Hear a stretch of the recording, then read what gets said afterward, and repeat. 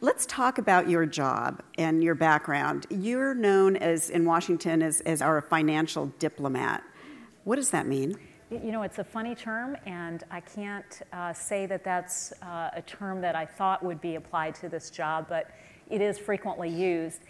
You know, when we think about diplomats, we think about Henry Kissinger doing the stop-off in Pakistan on the way to his first secret meeting in China. And of course, today we think about Hillary Clinton. And that's kind of the classic stuff of diplomacy, the Asian pivot, and the connections between foreign ministries.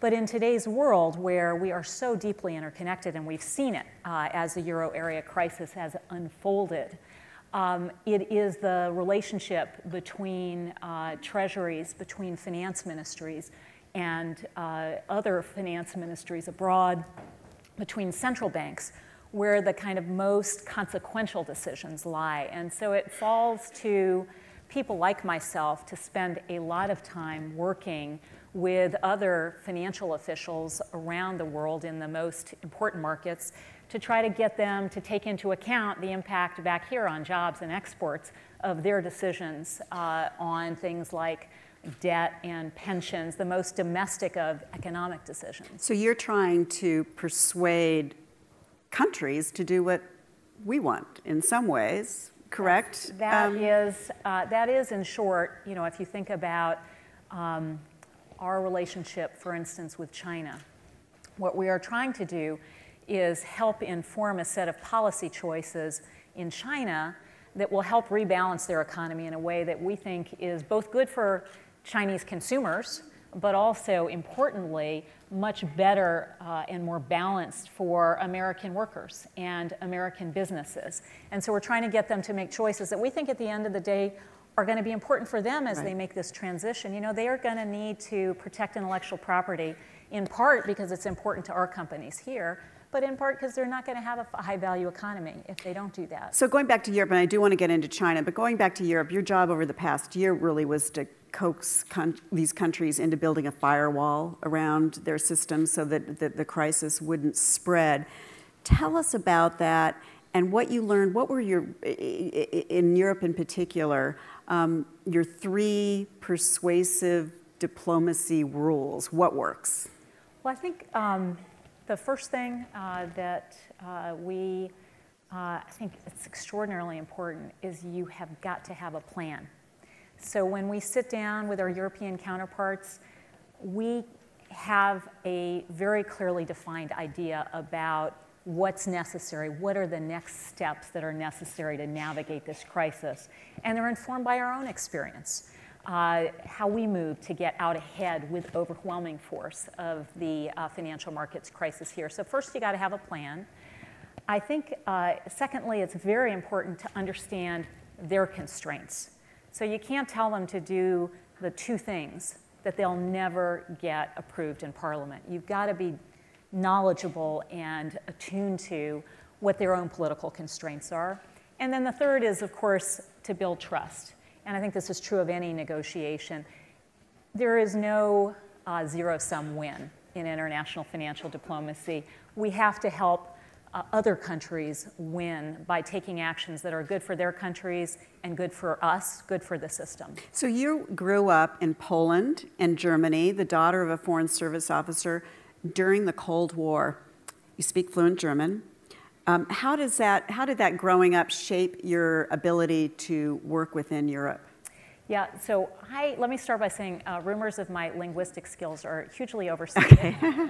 But I did, interestingly, I grew up in communist Poland and divided Germany in the shadow of the Second World War and, of course, on the front lines of the Cold War. And so, you know, I think what it does is it informs, first of all, a sense of how quickly things that you assumed were immutable can change fundamentally. So if you think about the wall coming down, or Poland moving quickly and very decisively to a market economy.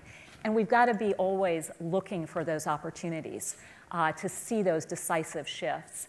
I think it very much informs, as I work with our European counterparts today, you know, they have gone through a lot to get to where they are today. And that is why that political commitment to integration and to maintaining the gains that they've made, not just on prosperity, but also on peace, is a glue that I think can pull them together through this very difficult juncture. I'm going to try to sneak in a question. Our time is very limited, so have it ready while I take you back to China. The rules that you talked about or that you've learned, rules to live by in your job, do you apply it differently when you're dealing with China? What's the challenge there? You know, I would say that it is the same basic structure in our engagement with China. It was very clear to us from day one, it was very high priority for the president day one, that we had to find a path forward with China that was more balanced. Their currency for years had been deeply undervalued, and that had cost us here in the US manufacturing jobs. It was clear that on IPR there were a lot of violations and that cannot stand going forward. So what we did was we engaged from day one. We created a structure to that engagement, the strategic and economic dialogue, and we were very clear about what our goals were and what our expectations were. We have never hesitated to take action under the rules of the system. We went very early and took a trade case on a 421. We have taken a succession of successful trade cases to the WTO that I think are changing their system. But we were clear that we want China to be with us at the table making the rules. We were clear that we believe that China is a big player in the system and they need to be at the table with us. And we were clear about the predictability of the relationship. We understood that was important to Chinese leadership and that that's something we could offer them. So we couldn't offer them that we weren't going to take the tough cases because we have to. That's too important to American jobs, exports, workers, businesses. But what we could offer them was a future where we sit together. And so we have. You know, they are sitting with us at the Financial Stability Board. They have a bigger role in the International Monetary Fund and at all the development banks. They have an important role in the G20. And that's the shape of the future. You've been called, in terms of one-on-one negotiations, you've been called the Vulcan, by one of your colleagues, somebody who's very calm, and you don't get rattled, and you're relentless. Is that sort of how you would describe yourself? You know, it's, again, not a term I would have anticipated ever hearing. But, you know, my sense is that in these discussions, it takes a repeated set of confidence-building, trust-building interaction with your colleagues to try to move these very complicated, often very domestically sensitive decisions forward in a way that is ultimately important for our financial stability and for our economy, but also important for the world. And that, you know, the way to do that is through persuasion. And we've had some successes. You know, if you look at the relationship with China, the currency has appreciated by about 12% in real terms, inflation adjusted. Their current account surplus has come down from 9% of GDP, which is huge, when we started this exercise, to 3% today. And US exports, in part because of the great efforts of your companies here, have more than doubled. And so if you stay with it, I think you can show results. Any questions? One of the things that you've talked about, as we often talk, we need more women in math and science, but you say we need more women in financial diplomacy. Tell us about that world.